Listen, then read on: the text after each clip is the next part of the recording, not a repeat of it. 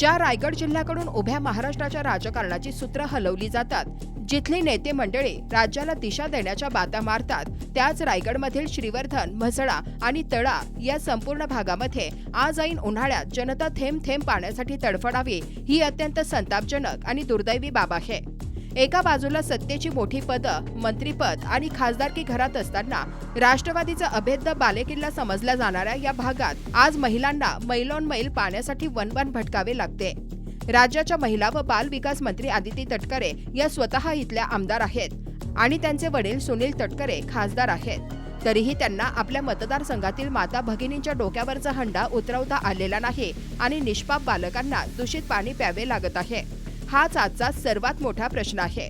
याच भीषण टंचाईच्या पार्श्वभूमीवर शिवसेनेचे दक्षिण रायगड जिल्हा संपर्क प्रमुख संजय कदम यांनी सत्ताधाऱ्यांवर थेट हल्लाबोल करत विचारले आहे की दोन मंत्री आणि खासदार असताना माझ्या रायगडच्या जनतेची पाण्यासाठी अशी तडफडाट का?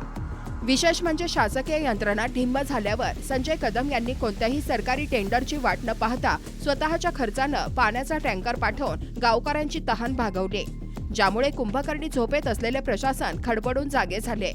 आज एकीकडे जनता पाण्यासाठी वनवन फिरत असताना रायगडमध्ये मात्र राजकीय महत्वाकांक्षांना ऊत आलाय।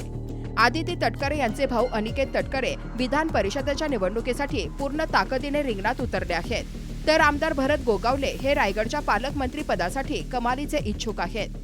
परंतु आमच्या सत्ताधाऱ्यांना आणि इच्छुकांना एकच जहाल सवाल आहे की पालकमंत्री पद ज्यांना मिळायचं आहे त्यांना मिळेलच, पण त्यासाठी लोकांना असं पाण्यासाठी वाऱ्यावर का सोडलं जातंय? नेते निवडणुकीच्या गणितांमध्ये आणि मंत्रिपदाच्या शर्यतीत व्यस्त आहेत, पण जनतेला पाण्याच्या मूलभूत सुविधेसाठी तरसावं लागणं हे नक्कीच भूषणावह नाही।